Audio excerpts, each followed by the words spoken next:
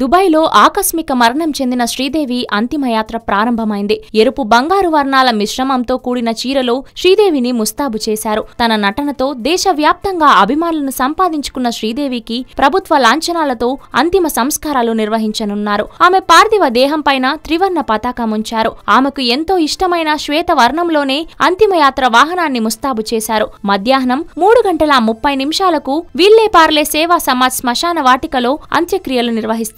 అంతకుముందు ఉదయం 9:30 నుండి మధ్యాహ్నం 12:30 వరకు శ్రీదేవి పార్థివ దేహాన్ని అభిమానులు, సినీ ప్రముఖుల సందర్శనార్థం ఉంచారు. చిరంజీవితో పాటు ఐశ్వర్యారాయ్, సుస్మితా సేన్, హేమమాలిని, జయా బచ్చన్ తదితర సినీ ప్రముఖులు ఆమె పార్థివ దేహానికి నివాళులర్పించారు. ఇక అశేష జనవాహిని అర్ధ శతాబ్దం పాటు అలరించి ఎన్నెన్నో మరపురాని పాత్రల్లో జీవించి మెప్పించిన మేటినటి శ్రీదేవి మానవ లోకానికి సెలవంటూ సాగిపోయారు. బుధవారం ఆమె నివాసం నుంచి అంతిమయాత్ర ప్రారంభం కావడానికి ముందు శ్రీదేవి పార్థివ దేహంపై జాతీయ జెండాను ఉంచి ప్రభుత్వ లాంఛనాలతో సత్కరించారు. ఆ సందర్భంగా తీసిన ఫోటోలను శ్రీదేవి కుటుంబం మీడియాకు విడుదల చేసింది. ఆవిడ మొహం కళాజీవంతో ఉత్తేజంగా వెలిగిపోతూ ఉంది. మెడలో పవిత్ర లక్ష్మీహారం వేసుకుని అచ్చం దిగివచ్చిన దేవతలా ఉంది శ్రీదేవి. ఇక తనకు ఎంతో ఇష్టమైన ఎరుపు రంగు చీరలో శ్రీదేవిని అలంకరించారు. శ్రీదేవి చివరి సంతకంగా సంబోధిస్తూ ఈ ఫోటోను అభిమానులు విపరీతంగా షేర్ చేసుకుంటున్నారు.